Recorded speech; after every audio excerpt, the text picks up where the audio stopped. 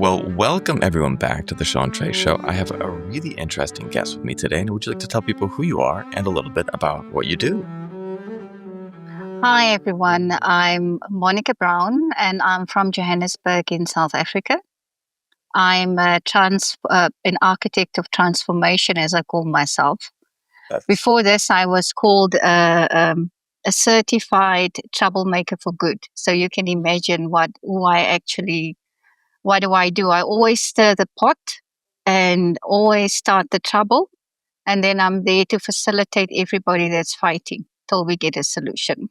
So that's why. I love that. I absolutely love that title. I mean, I wish I had that title.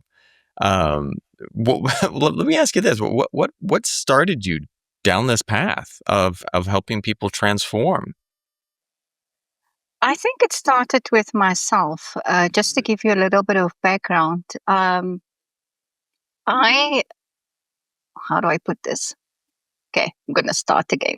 No problem. I was a victim of sexual assault at the age of 19, and then I actually was forced to marry my rapist because he was known to the family, and it was going to ruin his career as a sports as an athlete. So being married to this person and in this abusive environment with a small girl child, I then ran away, basically ran away and stayed on the streets for almost a year with my daughter. And while being on the street, I made a decision not to make contact with my family again. And I stayed out of contact with them for almost 10 years. So during that period of time, whenever anyone asked me, do you have any family anywhere? I had to make a very, uh, I had to think about it because I didn't want people to link me to my family again. So, and in that period of time, I transformed from somebody that used to be bullied at school, meek and mild, always kind, into somebody that became more like a diplomat. Whatever I wanted to say, I had to think about it. Whatever I wanted to do, I had to think about it. Because, first of all, I was running away from somebody that destroyed me. I was running away from a family that said they loved me, but facilitated the destruction. And then, so now you're out there on your own, and every person that you meet, you have a relationship with. And you need to put them in a box. And in that time, I transformed completely. I became from a victim to a survivor to an activist. And literally, up until today, as we speak, I run a safe house from my house. I have a separate room outside where anyone that I find that need intervention at the time comes and stay 6 months to a year. And in that time, I work with them, I help them, I feed them, I comfort them, and I transform them from being a person that were hopeless to somebody that is hopeful and that is giving hope. So Wow. that is my journey. It's a personal journey. It's a healing journey. And every person that comes along my way, whether it's professionally, whether it's in the work that I do every day, if I can help you transform, I'm here because I'm an instrument. I'm just a vessel in this whole transformative journey that people need sometimes because nobody cares about nobody. Everybody cares about themselves. Yeah. That's a fact. It's a global problem. Yeah. And when people do things for you, they expect things back. Yeah. At one point in time, you'll get that call to say, I've done A, B, C, D for you. Now it's your time to pay back. This is so. So I'm glad that I'm doing my little bit to somebody out there and that my name gets mentioned in prayers and at tables that I will never even see. Yeah. Yeah. That's powerful. I contextualizes a lot. When you are your story, you've been through things that a lot of people could never dream of experiencing. And, it's a powerful testament to the change that you created in your own life and what you're sharing for others. And to be able to take your experience and create a mission to help other people. I meet people who are, my father and I will get into these debates about, theology, religion, and things like that. And when I talked to my dad and I came across and said, I don't have big answers to big questions. I just don't. I don't know what happens, when we die. I don't know what happens beyond what I can see in front of me. But I do know that, if I'm driving home and I see a man without a shirt, I will take my shirt off and give it to that person because I can. And because we can be in the place to help. I remember once we were driving home and my father saw someone pulled over to the side of the road and they needed a problem. They needed some help. And we pulled over and my mom was like, why are you pulling over? It's like, we have all these kids in the car. Is it safe? And, when later on I asked my dad, like, why did you pull over to help those people? And he's like, because I can. And because, if I'm the person in that position, I would like someone to help me. And so it's powerful to hear, having that room dedicated to people that need help. My sister went through a very challenging time. And then someone provided her a safe place. And it's powerful when someone does that. So bravo. That's amazing to hear. But can I ask you a question then? Yeah, go ahead.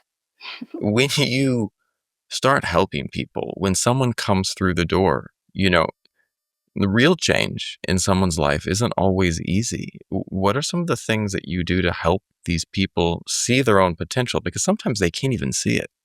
Sometimes their world has been either in survival so much or they just have been maybe beaten down, to a point spiritually, emotionally, physically, that they can't even see their own potential. How do you help someone start down that journey? If I can relate to the gentleman that I took in um, recently, 2 weeks ago, I went to a local dam in my neighborhood. I love fishing. And I wanted to teach the little one, she's 8 years old, how to cast. So when I got to the dam, I realized that it was my first trip there, and I realized that it was not so nice. It was like a little bit not comfortable for me. I felt a little bit unsafe. But nevertheless, I stayed and I was teaching her how to cast.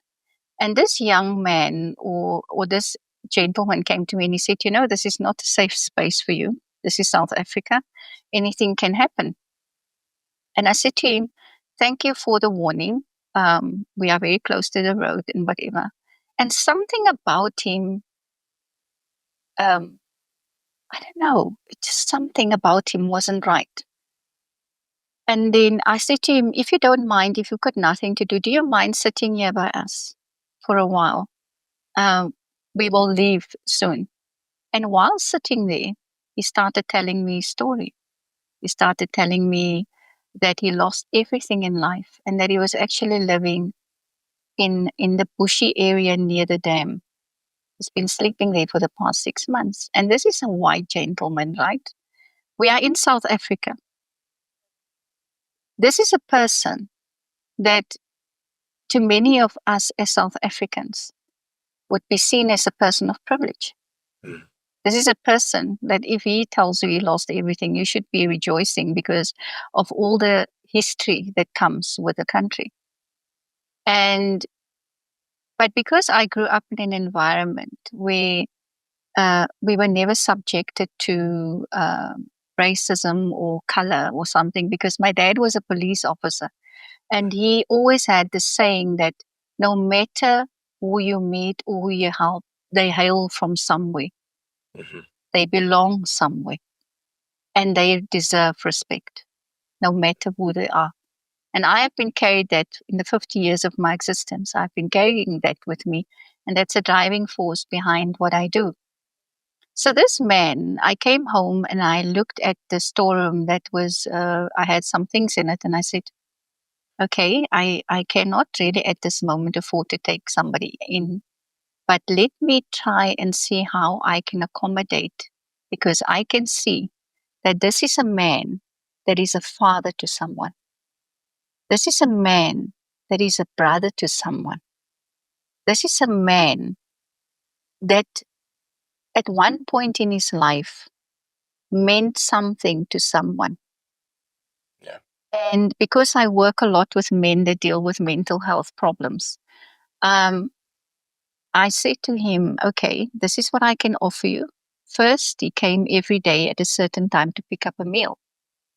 Then he came once a week to come and have a bath. Then I started doing his laundry.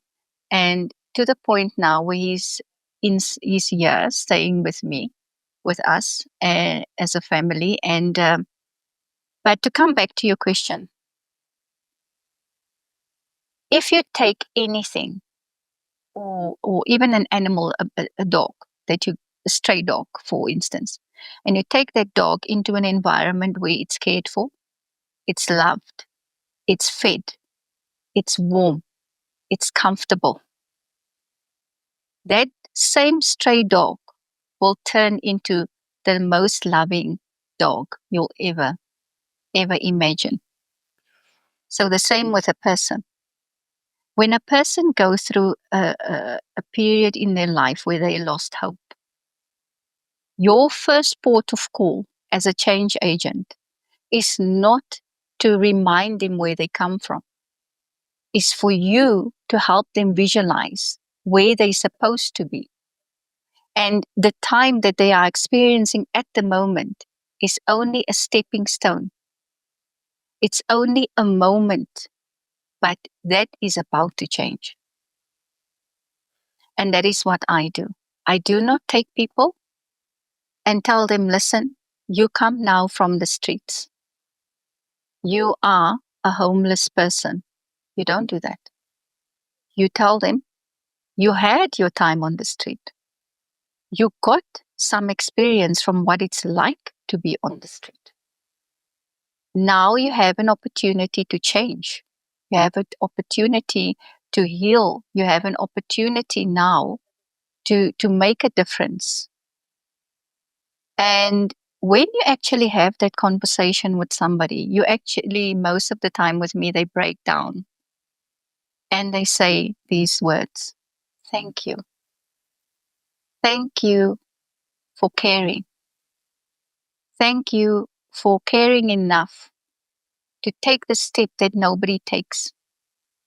Because people can give you money on the street, you will still be homeless. Yeah. People can give you food and feed you, you still have to go back to that situation. But if you get somebody that literally come to you and say to you, I'm taking you from A to B, and you are responsible now to get to C. Mhm. That is what I do. That is my methodology. I start with a foundation, and my foundation is to actually show them the other side of what they're not seeing at that moment in time. And then they start visualizing alongside me to where they are supposed to be. Because we all have a value system. We all come from somewhere. We all have a core system that we grew up in. But somewhere along the line, we get into a situation where we go and get onto a path that is not right, maybe. Maybe we get involved with the wrong people. Maybe we end up in addiction. But because I'm in I'm in this field where I work with hopeless people. Remember when a person is hopeless, they've given up hope. Yeah. They don't care anymore. They don't care. They don't care what happens to them anymore. But if you can get that person or that intervention to just show them their worth, to just take them back to the time when they were worthy, Yeah. you get them there. And most of the time, I can say my success rate is 99%. The 1% that fell back, I still support them. I still tell them that there's better out there for them. But, sometimes when a person goes through a very bad childhood, because most of the people that I deal with, I am helping them to mend and to get through what happened to them in their childhood. You won't believe that. I believe it. Yeah, because most of the things, your childhood is from 0 to 18. But most of the time, growing up from 19 to 50 to 100, you deal with the things that happened to you in your childhood. Yeah. That's the thing that's actually triggered most people. If I look at the gentleman that is currently with me, absolutely used to be a very, very, very astute, prominent person in his community. Mm. But when he went and something happened and shaken his world, foundation crumbled. Yeah. But now he's on a path of healing. He's on a path of restoration. He's on a path of transformation. And what is so amazing, yesterday when we were having lunch, I made a butternut. I love my veggies. And guess what he said to me? He said to me, Monica, you cook exactly like my mom. Beautiful. That's a good memory. That is a good memory. That's triggering. That is actually triggering good memories. So all the bad ones are there. We will deal with them when the time comes. But what I'm doing now is to get him to see the good in life, to have good memories, to have good feeling about himself, And that's helping. It's helping a lot. So that is my methodology that I use across anyone professionally to help them transform. I always make people see where they are, appreciate what they have, and then work towards what they want to have or should be having I love according that. to them. Yeah. Love that. That's powerful because so often we can't see it. We get down into, when people are dealing with challenges, the vision, it kind of collapses in, and it's hard to see things on the other side. It's hard to feel safe. Um, and I think that sometimes we just aren't able to do it on our own. There is this necessity that we as humans have to need help. There was this great documentary on Netflix talking about the blue zones of the world. And they were looking at different groups and why people live so long. And one place was in Okinawa. And when they were analyzing, what was it in Okinawa that made the people live so long, they were looking at a couple different things. One of the things that they think was this blue, a purple type of potato, a certain type of sweet potato that's purple. And they're like, okay, this could be it. But then they started looking more deeply and they found things in the community that were very, very important. First of all, everyone helped everyone. There was this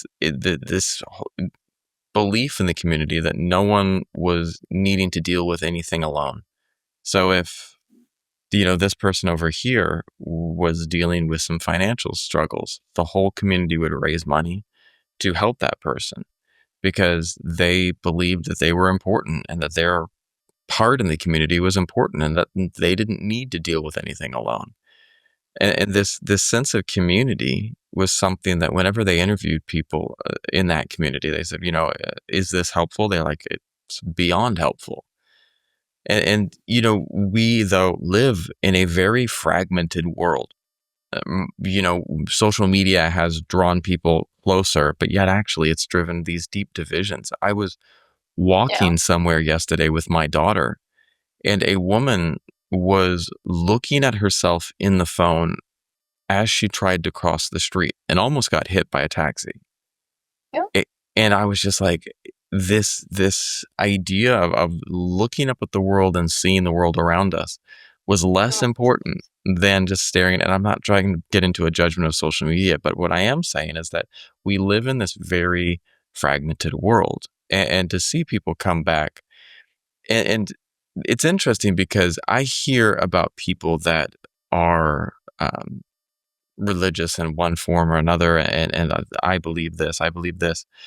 But what you're describing is what, I tend to think that all people that are in any way should be a striving for, to be better, to be a part of the community, to be a part of a movement, to help each other, and to help our community. It's very true, but at the same time, you must remember that we're always in survival mode. Yeah. Every one of us. And all of us, from the moment we wake up, we are in survival mode. So many people pose this question to me: How do you do this? How is it possible for you to assist approximately, say, about 50 people a year with no funding, no money, no nothing from no one? And I always tell them, if you do something intentionally, you will achieve it, no matter what. And because this thing that you need money to do ABCD, yes, we do need money. My relationship with money is as follows: when I need it, it will avail itself through somebody that will come and say they need something for me to do. And when I don't have it, I work around it, and I will then find a way to sustain myself till I get something to actually, pay whatever I need to pay. And the same goes with anything. The same goes with the people that are taking. It's a risk. Remember, you take in a person that you have done no background check on. Yeah. Number one. Number two, you don't know their triggers. You don't. You don't know what actually got them to the space where they find themselves. But me, I operate on my gut, my sixth sense. And I am led spiritually by everything that I do. So there are times that I will pass certain people by. Because remember, all of us, the minute we approach people, you get either a feeling that's saying A or nay. Trust that gut feeling. Pass when you need to pass. Stop when you need to stop. Because you never know who the next person is and what your journey is in life. Maybe by us having this conversation today, somebody out there will reach out and say to me, Monica, maybe we can collaborate on something. Yeah. Maybe Right. you can do something for me. Maybe I can help you with ABCD. But if you think about it clearly, life is a journey. Yeah. And this is where transformation comes in. It's all about managing change, adapting to your situation. Adaptability is an underestimated skill. Yes, it is. Because I look at myself being on the street. I then get into a shelter, getting a job, working night shift, studying at night, getting a degree, pulling myself out of there, being able to help people. And today I own several social enterprises. I'm sitting in a place where I envisioned where I need to be. Because for me to help people, I need to be in a safe space. Yeah, you do. To be a change agent, I need to be able to know change. Because many people are prophets. Many people are talking about things they've never experienced. Empathy and sympathy is two different spaces in life. You can be sympathetic and give somebody a 5 rand, but that 5 rand means nothing if you didn't give it from the deepest corners of your heart. Right. Because remember where that money is going to, it's going to somebody. And everything you hand over to a person, whether it's old clothing, whether it's food, whether it's money, whether it's your time, everything adds value to the person you give it to. And the way you give it is very important. Because when you give something and you're still in your heart, you say, oh, I love that pants. I shouldn't have given it away. We do that We because do. that's okay to be like that. But remember, when you give it half-heartedly. It Yeah. will be received half-heartedly by the person that gets it. And most of the time, they will not keep it long. They will give it away. Yeah. Right. And that is what I do. I give my time. I give the little resources that I have. I think the most of my transformative work is when I basically work with people where I start calling the problem that caused the problem by name. I name it and I shame it. I love Because if that. you don't name and shame it, if you don't name and shame your problem that you're facing, you will always have to deal with the symptoms of the problem. Wow. All right. There's two things there that I want to unpack because that was powerful. Naming and shaming your problem is a huge thing, but I also want to talk about adaptability because this is something that I love and I absolutely am all about because I think that being able to weather whatever comes at us. You might be anticipating. I remember once I went on a trek with my wife, and I've been hiking before, and I'm pretty physically active. But when I got there, the shoes that I had brought were not the right shoes. It was a very different type of terrain, and I had to adapt. And it was like, you either can be like, oh, whine and complain, why did I do this? You know what? You can still find ways to enjoy where you're at. You can still find ways to make it a positive experience and to have something good come out the other side. But that requires adaptability. It requires you to sit there and to just say, you know, I all of our lives don't necessarily go how we plan them. And that is the one constant all of us will have to deal with. Certainly, some people might have had things turn out and come along that are better than they want. But for most of us, things happen and develop that were not what we were foreseeing. And some of it's good, some of it's bad. But no matter what, you have to have the ability to adapt and to still thrive in whatever situation. We have this one plant that my wife loves her garden, and we just redid it yesterday, and it's really a positive experience. But there was this one plant that we put up there that spread over the entire garden. It fell into cracks. It fell into this little crack in the concrete, and it grew. And that plant was the most powerful symbol of adaptability for me because wherever Okay. there was dirt, it was able to put down roots because it didn't judge. It didn't say, you know what, this is not the perfect spot. There's only a tiny little bit of dirt here. This plant said, I've got dirt, I can grow. And I mean, I can grow. I've got dirt, I can grow. And like, that's the way we all should be. Yeah, that's how I live my life. I look at every single opportunity that comes along. I look at if you look at my newsletter, The Unspoken Truth. I speak about things that people don't normally speak about. But when I write intentionally to share. Mm. I don't expect anybody to like my things, but Right. I know one person will read it and will be able to apply what I'm sharing. And if I'm changing one life, the emails that I get in the background of people saying to me, Monica, we really enjoy your content. You should never stop writing. Um, and yes, I will never stop writing and I will never be silenced. I think The day before my death, I'll probably still be writing I because love that that. is my passion and that is my voice. And a few weeks ago, I'm an extremely shy person, even though I don't come across like that. I am extremely reserved.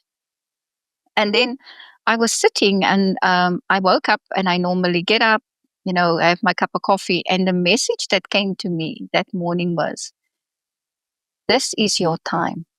Yeah. This is your time to shine. This is your time for people to hear your voice. This is your time for people to hear your message. Stop being behind the curtain. And that's powerful for me because Yes. I'm normally the one in the background doing everything. I'm normally, I will be the one behind the writing. I will never take the credit. But this is my time. And if I am a change agent and if I'm an architect of transformation, people need to know who I am. Yeah. They do. They need to know who I am. Yeah, the same like you. People know who you are because you've got. I looked at your different podcasts and I said to myself, this is such an inspiration because I've had, I acquired a radio station and a news channel. Wow. Um, yeah, an internet radio station, That's awesome. and also a digital news platform. And I literally wrote for this publication for free for over 18 months. So I approached the owner. I said, you know what are you actually doing with this? And he said to me, this is just a hobby. I said, you know what? This is such a powerful tool, and I'm going to use these tools to actually wake up Africans. I I'm love going that. to wake them up in Africa. And now I've had conceptualized 52 shows for the radio station that covers anything from culture to food to African spirituality to everything, even connecting the diaspora. And we're going live very soon. That's awesome. But what I want to share with you is that sometimes you will get isolated, Yeah. you will get removed, you will be stripped from everything for you to start valuing your life. Yep. Yes, it happens. It If you does. speak to any great person that has made it in the world, my story that I have inspires so many people, and it carries many women to make decisions to leave their abusive environments. But I will only be able to achieve my greatness the day that I can say to myself, I'm healed. Yeah. Because I'm still on my healing journey. I'm not healed yet. I only forgave my ex-husband the other day. I'm very honest in saying that I forgave him because I said to myself, we actually, both of us are now in our 50s. And I said to myself, for me to move forward and really be a change agent, I need to let go. Let go and let God. Yeah. So I'm in this space where I'm saying, let them. Let them do what they want. Let them think about me what they want, As long as I know who I am and I know where I'm going to and I know why I'm doing what I'm doing. And that is why I got into coaching as well, because it's a very important thing that when you have a certain skill set that you actually start sharing it Yeah. with people and actually do it in a way that people can tap into your skill set and that they can also feel the transformation, feel the change. Yeah, but it's been an exciting journey for me. I must be honest in saying that. I've put a stepfather behind bars not so long ago, 2 months ago, that was basically molesting his two stepchildren, girl children. I fought with the system. I went there, fought with them, threatened them with the media till somebody listened to us. And he's behind bars. So that's an achievement. That is an achievement. It's small things, small steps. But when you put it all in one bucket, it actually fills the bucket up. You're speaking my language right now. I was talking to my daughter these podcasts, all the podcasts that I'm doing, are because I want to do my part to make this world a little bit better of a place for my daughter, Mm. for, the other people's children in the world. I worked as a children's teacher for many, many years. And what I saw is that, when almost every child that I've ever taught was a lovely individual, but there's some point between here and here, something happens. Mm. And there's either some type of wounding or some type of challenge, or just a child isn't paid attention to. There's something that happens. And when I started these podcasts, it was to put, you know, a bit of a message out into the world, how I thought, or how the guests that I was finding could share how we can all do our part. And, it's not easy though. There are days that I just do not want to do anything. There are days where I sit there and go, and am I making a difference? And in those days, those are the days that I have to keep showing up. And that's where, for me, one of the biggest and most important things is resilience. How can you find ways to motivate yourself to keep going? Because what you're doing is important. What you're doing does have value. And, when my daughter asks me, Daddy, how do you get stuff done? And I say, each day I wake up, I've got my little to-do list. And I sit there and say, what can I do today?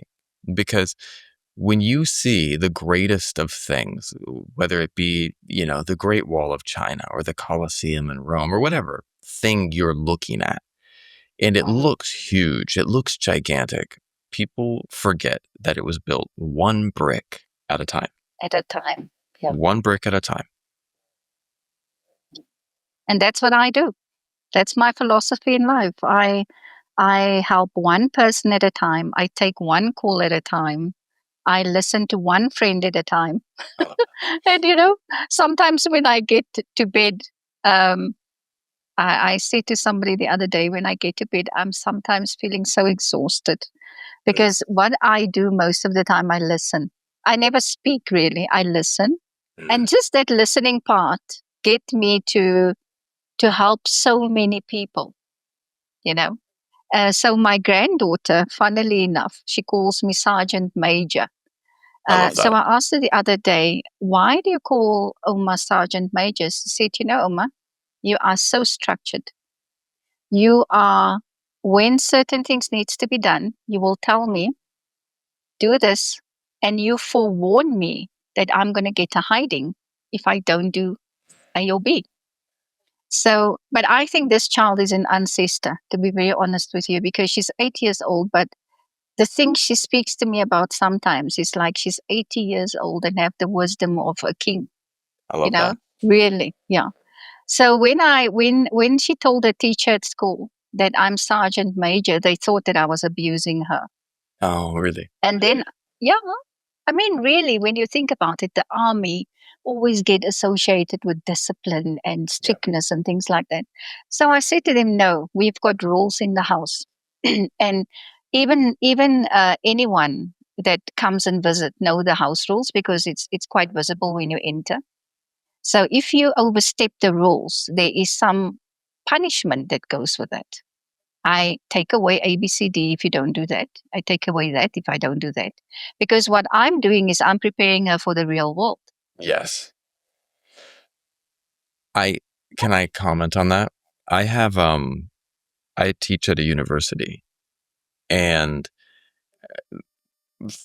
I don't want to disparage my current students, but one of the things that I notice is that there are many people who don't understand that in the real life, you have to get things done. Hmm. You have deadlines, you have things that have to be turned in. I had a Hmm. student who reached out to me to talk because they were behind, and they said, where do I begin? What? I'm so far behind. What can I do? And I said, well, you have the syllabus. You have all of your assignments that you have to get done. Just do the next one. And then when that's Hmm. done, do the one You do after the that. next one. Yeah. And then and that's done, do the one after that.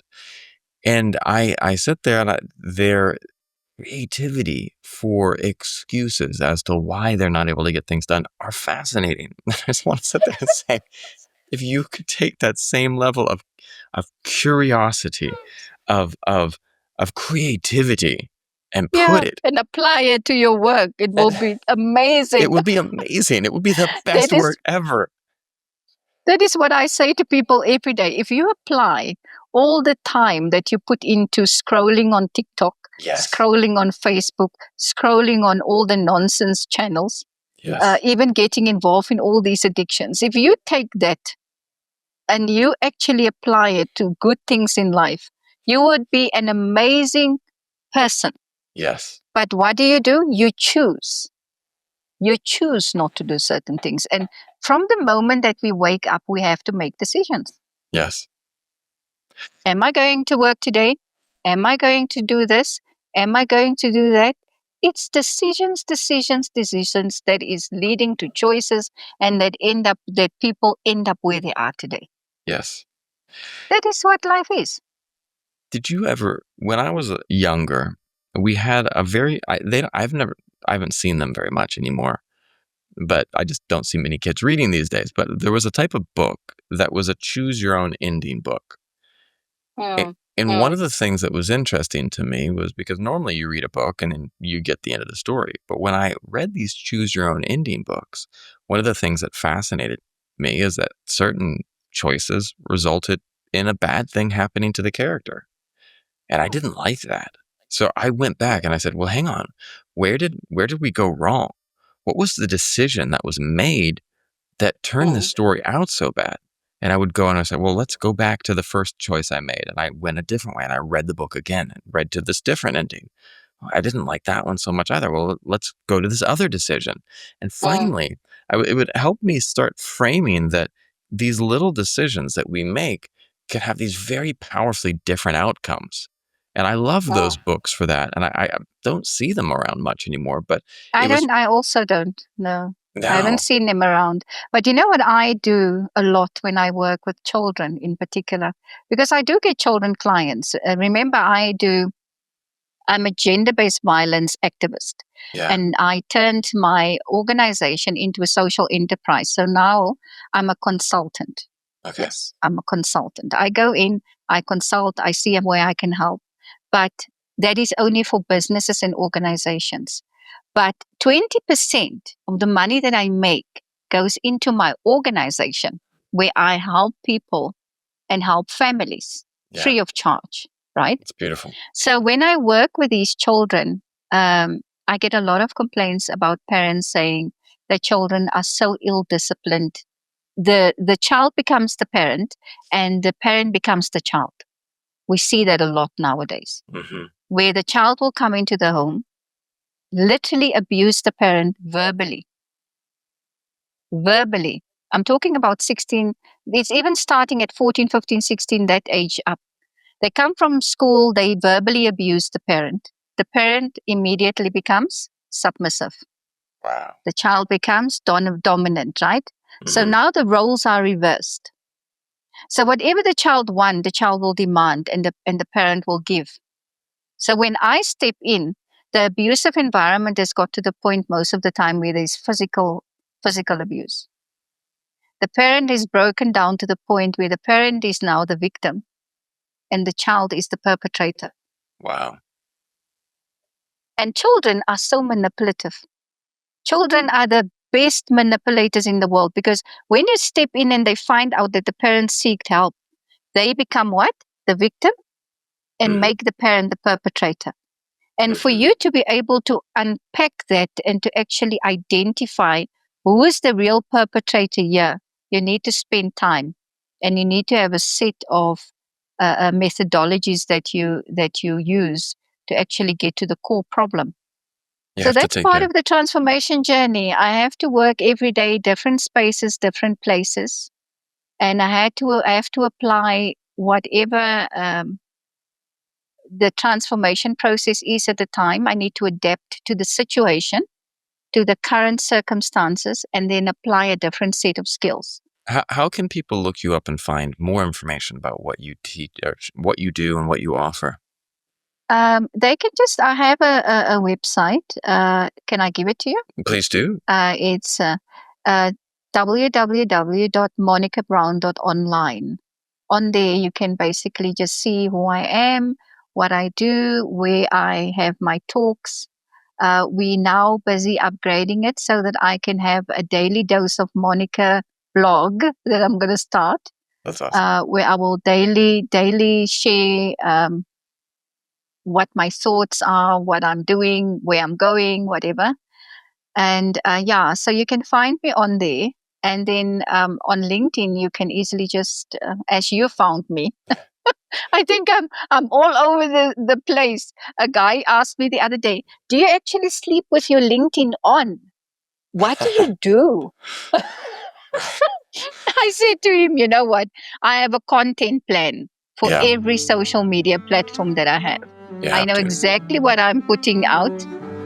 And if you're going to catch it along the way, it comes up in your feed, you just have to deal with it."